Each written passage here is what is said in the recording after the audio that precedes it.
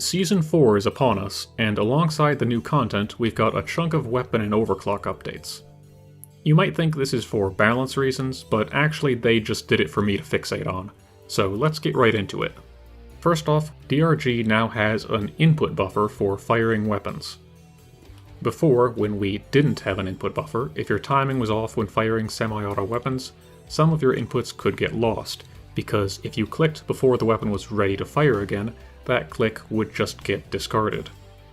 That's no longer the case, which makes a lot of non-automatic weapons feel smoother to shoot repeatedly. It's especially noticeable with the EPC and M1K due to their charge shots. With these weapons, before this change, it was quite easy to get hitches in your rate of fire. This affected Hipster more than anything else, and to compensate, Hipster's rate of fire has been lowered from 7 to 6. While it was possible to shoot Hipster faster than 6 shots per second with a good rhythm, in general, you'll be doing about the same damage now, but it feels better to do, and you'll probably be at least a little more consistent.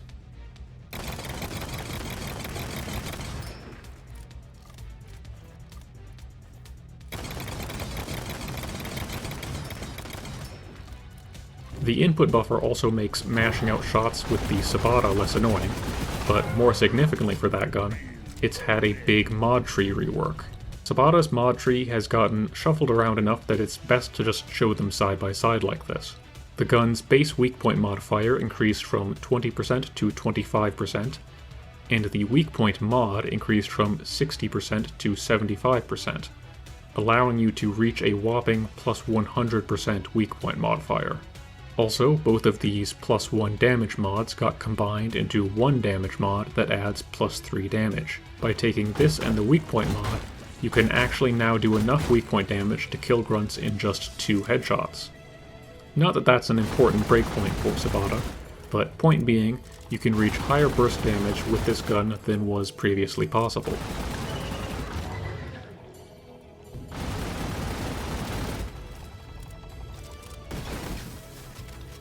The base ammo went down by 16, but both the ammo mods were increased by plus 8, and one of them was moved to tier 4.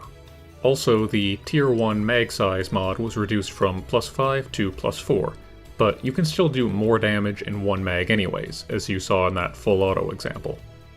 With the removal of one of the plus 1 damage mods from tier 3 and the ammo mod getting moved to tier 4, tier 3 would have just one mod. But the tier 1 reload speed mod got moved to tier 3, and we also got a new mod, a 2-round burst. The 2-round burst also comes with -4 rate of fire, so it does reduce your DPS a bit. However, it's not only convenient for shooting at range, and greatly reduces the amount of button mashing you have to do with Subata, but it also has an armor break effect. Although this effect is bugged right now. The intended behavior is, if you hit both shots, the second shot has 400% armor break, instead of Subata's default 50% armor break. Kind of like BRT's stun mod, except with breaking armor instead. Right now it's bugged, so instead the first shot gets the 400% armor break, while the second shot will work normally the first time it hits a plate, and then on future hits will deal damage through intact heavy armor.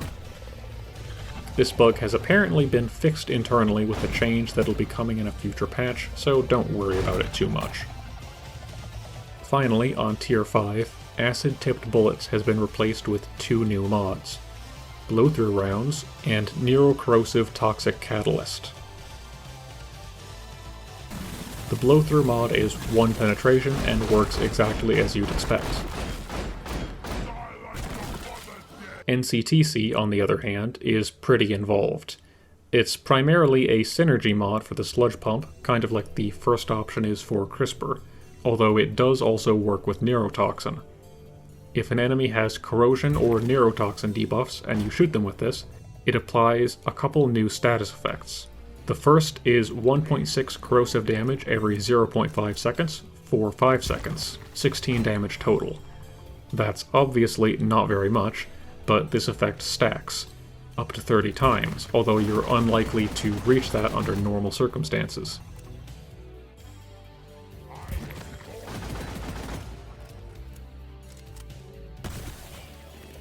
Unfortunately, due to the way stacking status effects works in DRG, stacking it doesn't refresh the duration, and when the 5-second timer runs out, all the stacks vanish, no matter when they were applied. So if you shoot a target once, wait 4 seconds, then shoot it again, in just 1 more second both stacks will wear off, because it's been 5 seconds since the first stack was applied. Every 0.5 seconds that passes after the first shot, the total damage each new stack will do decreases by 10%. When that 5-second duration is halfway up, a new stack will only get to last half as long, so it'll only do half as much. Despite this limitation, this still adds a lot of damage. With the gun's normal rate of fire, dumping one magazine into an enemy like this will add roughly 176 corrosive damage to the damage you'd already do with the Subata, or 222.4 corrosive damage if you're using the mag size upgrade. The second effective NCTC is one that makes enemies explode when killed. It lasts 4.5 seconds, and that duration can be refreshed, unlike the first status, since it doesn't stack. When the enemy dies for any reason, it will explode and deal 60 plus 20 times X damage in a radius of 0.5 plus square root X meters. X here is equal to the number of those damage over time stacks, and is always equal to at least 1. So the minimum damage done is 80 in a 1.5 meter radius. All of these changes don't totally change Subata's place in the game, but they do make it a fair bit better in its role of single target support, while also making it more convenient to use.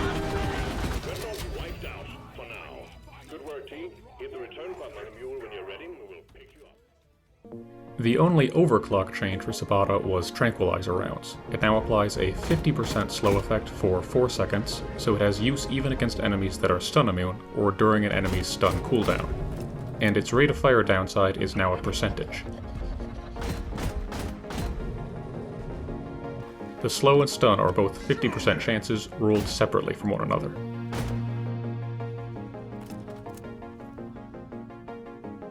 Next, the Hurricane. 2 overclocks were changed in pretty major ways. The first is Plasma Burster missiles, which had the penetration values and logic updated, and had an effect added where the missiles now avoid crashing into terrain for a brief period after hitting an enemy. Basically, if you're doing a decent job of keeping your aim on enemies, Plasma Burster missiles will almost never crash into the ground anymore. So you no longer get those depressing moments where missiles get 1 or 2 hits and then crash.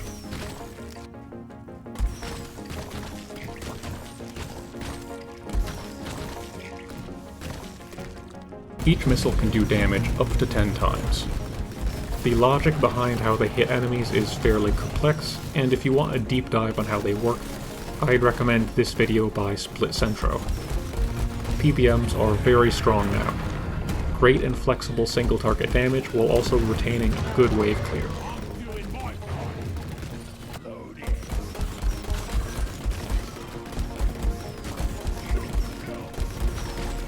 The other Hurricane overclock that was changed is Manual Guidance Cutoff, which is now gone.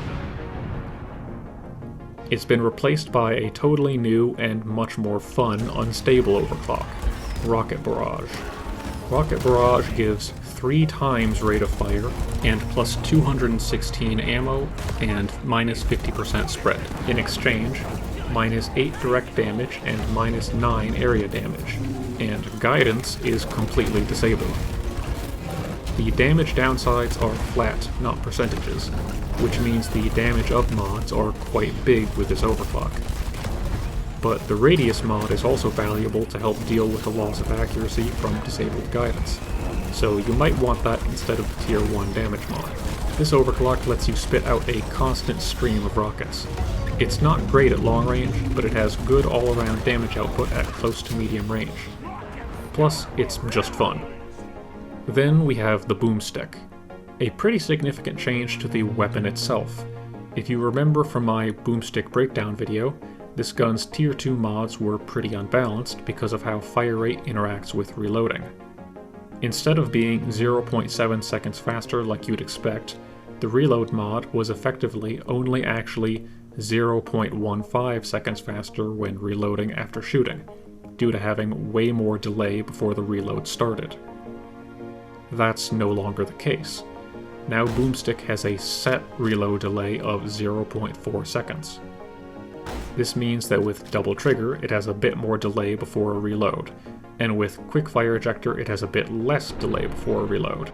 The total time to reload after shooting with double trigger is now 2.4 seconds, and with quickfire ejector 1.7 seconds. 0.7 seconds faster, just like it says on the tin. Only one overclock on the Boomstick got changed, and it's double barrel. The changes to this are extreme enough that it's borderline a whole new overclock. It's now an unstable that cuts your ammo and loaded shells in half, but each shot has double the pellet count, as well as plus 50% spread. And it comes with a massive new upside of 5.5 times blast wave damage, so 2.75 times what you'd get from 2 normal shots. That means 220 blast wave damage if you take the mod for it.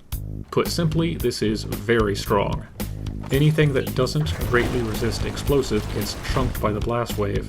You can kill a Hazard 5 4-player scaled Praetorian in 3 shots. And that's with none of the damage mods. If you really want, taking the pellets mod will let you 2-shot Praetorians.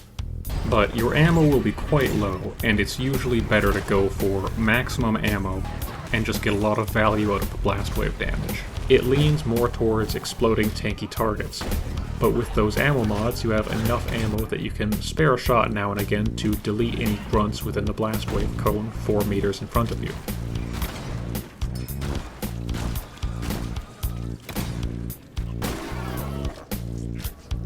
It's got a new lease on life for sure, a big step up from what it used to be.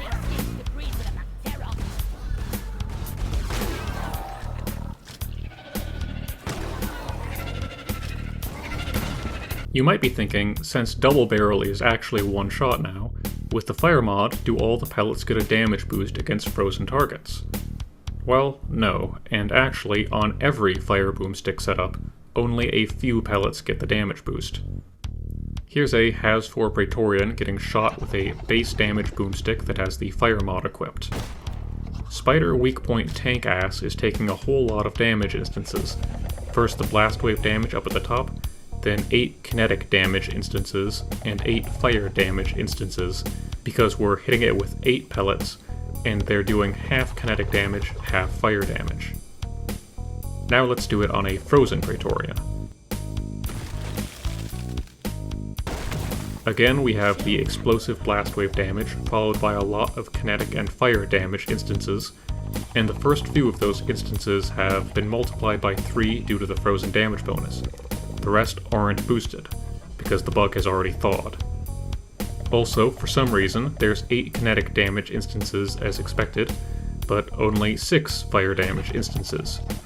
Sometimes there's 7, you lose either 1 or 2 of the fire damage instances due to a bug, which also rarely causes the temp shock to happen twice. So Fire Boomstick is definitely not good against tanky frozen enemies. Not that that really changes the fire mod from being amazing. So, with that aside, we have a few other overclock balance changes, followed by a few bug fixes that affect weapon balance. Spitting Death's ammo penalty was changed from 0.5x to 0.65x. This means it has either 2 more total ammo compared to before, or 3 more if you take the ammo mod. And you ought to, because Spitting Death murders almost everything that enters it for the duration.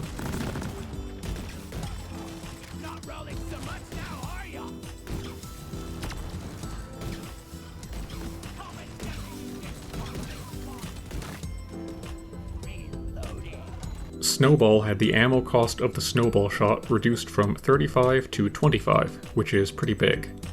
Also, it had a status effect added that stops enemies from warming for a bit. This status inflicts 1 cold every 0.5 seconds for 6 seconds, which barely freezes them, but keeps resetting their warming cooldown, so they won't warm for the duration. This is useful when firing snowballs at enemies that won't freeze in one shot, so they don't warm before the follow-up.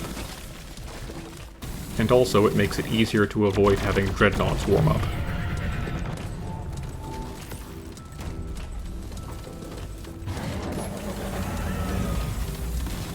However, the status is lost when the creature actually freezes, so it doesn't extend the duration of a freeze. On the autocannon, Carpet Bomber's upsides were changed from +3 area damage and +0.6 radius to +35% area damage and +45% radius. This means the bonus is the same if you don't take the area damage and radius mods, and higher if you do. The stat screen rounds up here and your actual area damage number is 14.85. So basically, Carpet Bomber gained +0.85 area damage and +0.3 meter radius this season. The radius is a bigger deal than that small damage increase, but it does at least let you one-shot swarmers with AoE now.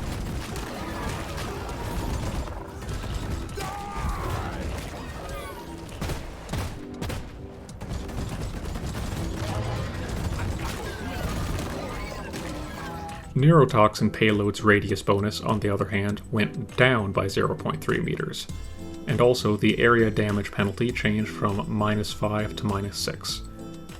However, the -2 direct damage penalty was removed in favor of a -110 ammo downside. The damage changes basically don't matter at all. It lost 1 AoE damage it didn't care about and gained 2 direct damage it barely cares about. It's still extremely ammo efficient versus groups with -110 ammo, so losing 0.3 of the radius bonus is the biggest of these changes. But really, that still doesn't matter much. You still use it to crowd control swarms to death just like you used to.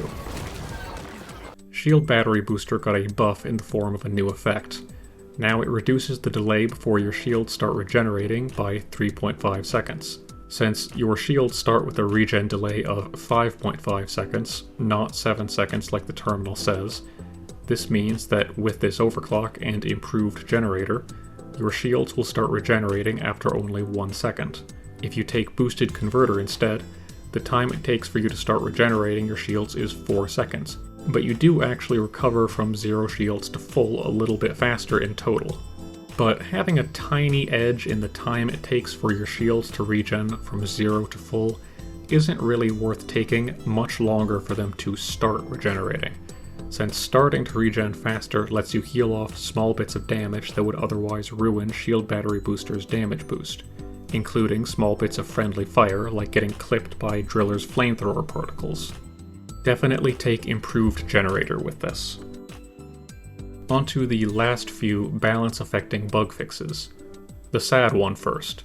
Thermal exhaust feedback had a bug that made it a lot more useful, and without it, it feels somewhat understated. The intended effect, which it now follows, is that you gain plus 1.5 fire damage and heat for every 10% weapon heat over 50%. So at 90% and up, you're getting 4 stacks of that boost for a total of plus 6 fire damage and heat for a very brief period of time. The bug was that as soon as you got 1 stack of the boost, you got all 4 stacks, going up to plus 6 fire damage and heat as soon as you were at 60%. Frankly, this wasn't really overpowered, and now that it's been fixed, I think TEF ought to get buffed to compensate.